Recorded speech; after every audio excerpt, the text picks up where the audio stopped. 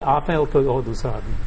आपका क्या कमेंट है इस बात? दाम कमीशन के साथ भी मिलेगा, कमीशन के बिना भी मिलेगा।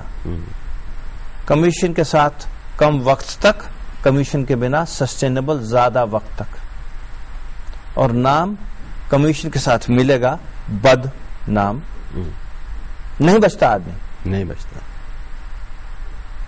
और अच्छा नाम बिना कमीशन का। अगर हम अपनी इन प्रायोरिटीज को थोड़ा सा रीशफल कर दें, काम, नाम और दाम, इतना सा ही बदलाव कर दें, बस भूखा कोई मरता नहीं। भूखा मरने की बात नहीं है। वो ये भी सोचता है कि ये जो मैं पैसा ले रहा हूं, कमीशन ले रहा हूं, इससे मेरे को कोई लीगली मेरे ऊपर एक्ट नहीं कर सकता कि आप करप्ट हो तो आपको आपके ऊपर केस किया जा सकता है क्या केस? अगर प्रूव हो जाए तो किया जा सकता है। अगर प्रूव हो जाए तो किया जा सकता है। अनएथिकल है और इलीगल है। डेफिनेटली जी। ये जो दूसरा पेमेंट अब सुनाई देता है कि जो मेजर हॉस्पिटल्स हैं वहां पर जो लीडिंग डॉक्टर्स लाए जाते हैं उनको एक कमीशन दिया जाता है। सो फॉर एग्जाम्पल, अगर एक हार्ट पेशेंट आता है तो उसके पास एक कार्डियोलॉजिस्ट की टीम जाएगी और उसके पास एक कार्डियोथोरेसिक सर्जन की टीम जाएगी। कार्डियोलॉजिस्ट बोलेगा कि आप नॉन इन्वेजिव ट्रीटमेंट करवा लो और कार्डियोथोरेसिक सर्जन बोलेगा कि आप सर्जरी करवाओ, क्योंकि इन दोनों ही टीम्स को कमीशन मिलने वाला है उस सर्जरी पे। तो ये एथिकल है कि ये भी एथिकल नहीं है? देखिए, ये भी अनएथिकल है, लेकिन आप इस चीज को कुछ हद तक ये मैल प्रैक्टिस भी है, लेकिन कुछ हद तक ये एक्सेप्टेड नॉर्मल प्रैक्टिस भी है, क्योंकि एक मरीज के पास अगर अकेला सर्जन जाएगा जिसके पास एक ही रिपर्टुआ है ऑपरेशन का, तो वो दूसरा पहलू इलाज का मरीज को समझा ही नहीं सकता। लेकिन अब तो ये होता है, मरीज के लिए बहुत जरूरी है दिखाना कि भाई आपकी ये बीमारी है, इसको हम 3 तरीके से इलाज कर सकते हैं, तीनों तरीके आपके लिए एप्लीकेबल हैं। लेकिन अब मरीज ये कहते हैं कि हमें दोनों तरफ से वो किया जा रहा है, तो हमें समझ में नहीं आ रहा। वो जो कार्डियोलॉजिस्ट है वो कह रहा है कि सर्जरी मत करवाना, और जो सर्जन है वो कह रहा है ये नॉन इन्वेजिव तरीके से ठीक नहीं होगी चीज। नहीं, बट ये तो एक हेल्थी डिस्कॉर्ड भी है ना। आप कभी भी डाइवर्जेंट ओपिनियंस को गलत नहीं बोल सकते। जब दो एक्सपर्ट्स आके एक असहाय पेशेंट को बोलेंगे ये, तो वो हेल्दी डिस्कॉर्ड, अगर ज्यूरी के सामने हेल्दी डिस्कॉर्ड है, लेकिन उसको क्या समझ में आ रहा है कि कौन सा कैथेटर यूज होना है, किस तरह से एंजियोप्लास्टी होनी है, वो तो घबरा जाएगा। नहीं, ये चीज उससे नहीं डिस्कस की जाती, उससे सिर्फ ये डिस्कस किया जाता है कि ये एक लाइन ऑफ ट्रीटमेंट है जिसके ये 2 फायदे हैं, 2 नुकसान है। ये दूसरा लाइन ऑफ ट्रीटमेंट है, इसके भी 2 नुकसान और 2 फायदे हैं। अब इन्फॉर्म्ड कंसेंट क्या हुआ? अगर आप मरीज को नहीं बताते तब आपके अगेंस्ट एलिगेशन लगता है कि आप मरीज से इन्फॉर्मेशन विदहोल्ड करके रखते हैं, और मरीज से अगर आपका फ्री एंड फ्रैंक डिस्कशन होता है तो आप कहते हैं कि मरीज कैसे फैसला करेगा। फ्रैंक डिस्कशन नहीं, कैनवेसिंग हो रही है। नहीं, कैनवेसिंग नहीं है जी। इसमें आपने जो बोल रहे हैं कन्वेसिंग, वो भी होती है, मैंने बिल्कुल मना नहीं किया। I categorically, very candidly in front of the camera said, black and white, it is rampant, बोला है इट इज हैपनिंग। लेकिन हेल्थी डिस्कशन को भी आप ये नहीं कि उसको आप सेम वेन में देखने लगे। और ये हमारे बीच में, आप हमारी मीटिंग्स में आइए, डॉक्टर्स हम लोग लड़ते हैं और मरीज के फायदे के लिए लड़ते हैं, और उसमें हमारा कोई अल्टीरियर मोटिव नहीं होता। और मैं कहता हूं कि ये ऑपरेशन से बेहतर रहेगा मरीज के, इसकी ये आर्टरी में स्टेंट ज्यादा दिन नहीं चलेगा, ये टेढ़ी आर्टरी है, इसमें खून जमा हुआ है, इसमें ये है वो है। कार्डियोलॉजिस्ट हमारे नेगेटिव पॉइंट्स बताते हैं, और that is a very healthy discussion and that is encouraged and we should all indulge in that. There is nothing wrong in that. So unfortunately, there is a lack of mistrust, fear, hostility in between the patient and doctor relationship also. कहीं कहीं पर क्या doctor fear generate करता है, और उस fear generate करने के कोई पॉजिटिव रीजंस भी हैं? आप बताइए। बहुत सारी चीजें पहली बार प्यार से समझाने पर अगर कोई ना माने, बच्चा ना माने, तो माँ बाप भी फियर इंस्टिल करते हैं, गुरु भी करता है, सिस्टम भी करता है, डॉक्टर भी करते हैं, और इसका एक डेफिनेटली एक हेल्दी रिजल्ट है। चलिए, ये तो हो गया पॉजिटिव। नेगेटिव बताइए। नेगेटिव तो यह है कि मरीज, पहली चीज तो नेगेटिव, डॉक्टर के लिए ज्यादा डरा दिया तो भाग जाएगा, डॉक्टर का ही नुकसान हुआ, मरीज को परेशानी हुई। और दूसरा, अगर मरीज के मन में भय बैठ गया तो मनोवैज्ञानिक रूप से बेचारा इतना परेशान हो सकता है कि वो कल का मरता आज भी परेशान हो सकता है। लेकिन आजकल तो लीडिंग हॉस्पिटल्स में जब फॉर एग्जांपल एक एम्बिवेलेंट केस हो, बॉर्डर लाइन केस हो, उसको भी काफी डराया जाता है, इसलिए कि वो जल्दी से हमारे हॉस्पिटल एडमिट हो जाए, कि दूसरे हॉस्पिटल में ना जाए। सो इसके बारे में क्या कहते हैं? अगर मरीज और उसके रिश्तेदारों को सोचने का भी वक्त नहीं दिया जा रहा है तो डेफिनेटली वो भर्सना योग्य है। आखिरी पॉइंट पे आते हैं। आप जानते हैं इयाट्रोजेनिक डिजीज, मतलब वो डिजीज जो डॉक्टर ने पैदा करी, इसके बारे में आप क्या कहते हैं?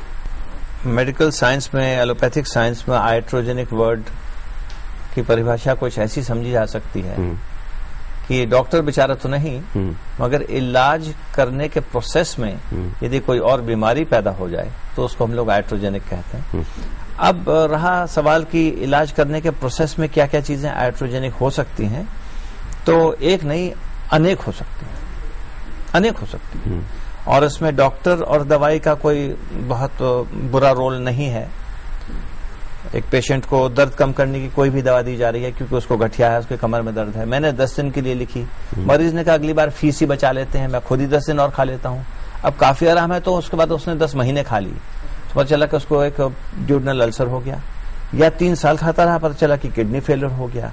तो ये आइट्रोजेनिक डिजीजेस हैं कि उस वजह से उसको ड्यूडनल अल्सर हो गया, या हाई ब्लड प्रेशर है तो हाइपरटेंशन और बढ़ गया बिकॉज ऑफ दीज NSAIDs, या उसकी वजह से किडनी फेलियर हो गया। सवाल यह है कि डॉक्टर अपने काम को करते हुए इस सिस्टम को, प्रोटोकॉल को कितना अच्छी तरह से याद रख रहा है कि दवाई लिखते हुए कह रहा है कि इसको इतने दिन ही खाइएगा, इसके बाद मेरे या किसी और जिम्मेवार डॉक्टर से पूछकर ही आगे खाना, लगातार मत खाते रहना। इसका वक्त कहने का, लिखने का, समझाने का होना चाहिए कि allopathy is a science of details. America में भी 2.5 लाख इयाट्रोजेनिक डेथ्स, मतलब चिकित्सा की पद्धति से कॉज डेथ्स हो रही हैं हर साल में। इंडिया में क्या स्टेटस है डॉक्टर साहब, आप बताइए। देखिए, हमारे पास स्टैटिस्टिक्स बिल्कुल नहीं है। आपने अमेरिकन स्टैटिस्टिक्स कोट की और उसमें कोई डाउट नहीं है कि अगर एक सिंगल आपको डायग्नोसिस लेना है तो आइट्रोजेनिक डेथ नंबर 1 के दर्जे पे आते हैं, कैंसर, हार्ट अटैक्स बाद में। एक्सीलेंट। सो इसमें कोई दो राय नहीं है। लेकिन आप ये नहीं भूलिएगा, मैं आपसे आपका हक बनता है हमारे से क्वेश्चन पूछने का, मैं आपसे एक क्वेश्चन पूछता हूँ। नमक अच्छी चीज है खराब खाने में? सही मात्रा में अच्छी, आपने सही मात्रा बोली ना, तो उसी तरीके से दवाइयों का भी, और जितनी भी चीजें हम बॉडी में कोई भी हमारी इन्फॉर्मिटी आ जाती है, बीमारी आ जाती है, उसको ठीक करने के लिए आप जो भी कुछ देते हैं वो एक आर्टिफिशियल चीज है, कुदरत ने नहीं दी है। वो आर्टिफिशियल चीज का अगर एक फायदा है तो उसके 10 नुकसान भी हैं, साइड इफेक्ट्स भी हैं। और ऐसी कोई मेडिसिन इस दुनिया में नहीं है। ऑक्सीजन तक को ले लीजिए, जो आप कहते हैं पूरी आपको जीवन देता है। ऑक्सीजन की अगर मात्रा ज्यादा रह जाए, अगर आप किसी को वेंटिलेटर पे रखें और 60% से ज्यादा 24 घंटे का ऑक्सीजन दे दीजिए, तो आप ऑक्सीजन से ही मरीज को मार सकते हैं। एक वो हिंदी में पिक्चर होता था, लिक्विड ऑक्सीजन इसको जीने नहीं देगा और ऑक्सीजन इसको मरने नहीं देगा।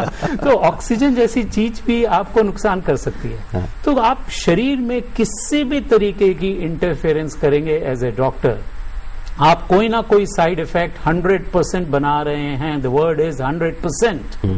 अब कुछ साइड इफेक्ट ऐसे हो सकते हैं जो सीरियस हो सकते हैं। आप हार्ट का वाल्व बदलते हैं फॉर सेविंग लाइफ, उस हार्ट वाल्व में कल इन्फेक्शन हो जाए, that takes your life. Now, this you cannot blame a doctor. No. But by the same token, what you are talking of is not iatrogenic. That is malpractice.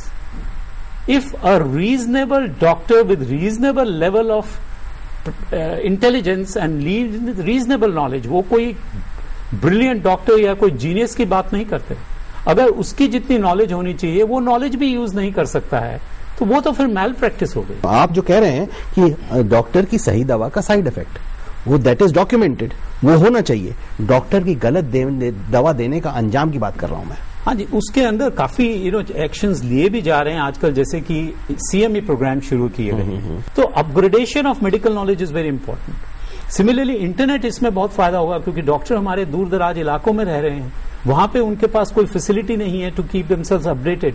But उसका क्या करें, जो आपकी basic education ही गड़बड़ है। अगर आपके medical colleges खुल गए हैं लेकिन उनके पास डॉक्टर्स नहीं है, डिग्रियां दे दी जाती हैं 40-40, 50-50 लाख कैपिटेशन फी में, वो डॉक्टर अगर पढ़ के भी बाहर निकलेगा तो वो आइट्रोजेनिक डेथ से करेगा, वो क्वैक है, वो क्वैक है। तो ये प्रॉब्लम मेडिकल प्रोफेशन के सामने बिल्कुल है, and I don't think medical profession is denying it. It is a very serious problem, very very serious burning issue. Allopathy is a sensitive, important field of medicine. It should be handled only by qualified, competent doctors. Should not be permitted by the system and the governance to be managed by any and every person. मैंने सुना है कि हर साल 2% लोग गरीबी की रेखा के नीचे चले जाते हैं सिर्फ इसलिए क्योंकि उन्होंने हेल्थ केयर में एक्सपेंडिचर उनका हुआ।